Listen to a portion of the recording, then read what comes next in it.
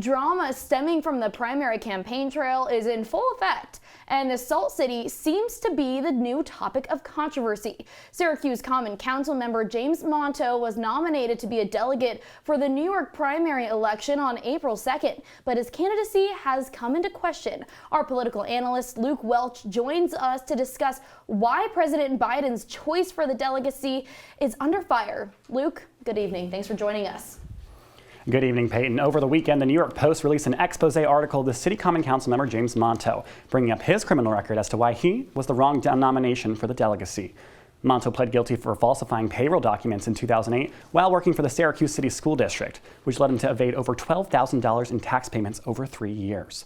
Fast forward to today, these payments have now racked up to $101,000 in back tax payments and penalties. Monto recently claimed in an interview with Syracuse.com that he only took the plea because he was, quote, young and had never gotten in trouble before, end quote, and says that he has no idea as to how the documents were altered.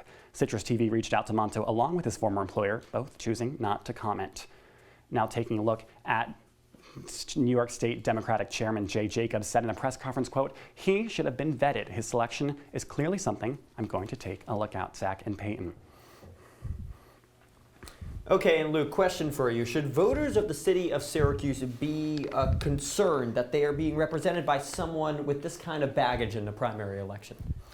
Well, that's a tough question to ask because it's interesting that the New York Post decided to publish this article now. Monto has already served as a delegate in 2020. I mean, there's no issues with that state primary or with the general election of New York in general. So it's tough to say that there would be any suspecting issues we could see from Monto. Coming back to the 315, he has worked with a school district that he has allegedly stole from actually at the Syracuse City School District, but there's been no issues since 2008. So it seems that attendees of the Syracuse City School District and relatives of those attendees need not to worry.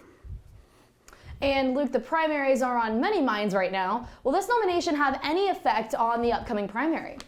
Well, it seems like Biden is safe in New York for the primary nomination and for the general election. So it seems like even small mistakes like these won't be too impactful. But if we take a look at whose decision it actually is to nominate these delegates, is it President Biden? Isn't it Kathy Hochul? Like people are saying, well, it's actually not. It's local and state bodies, state government bodies that nominate these delegates. And the delegacy is more just an honor position. There's not a lot of real merit to it. So it seems like the position itself is safe. For now, Citrus TV will have more updates on this story with breaking details. But for now, I'm Luke Welch, Peyton, and Zach. Back to you.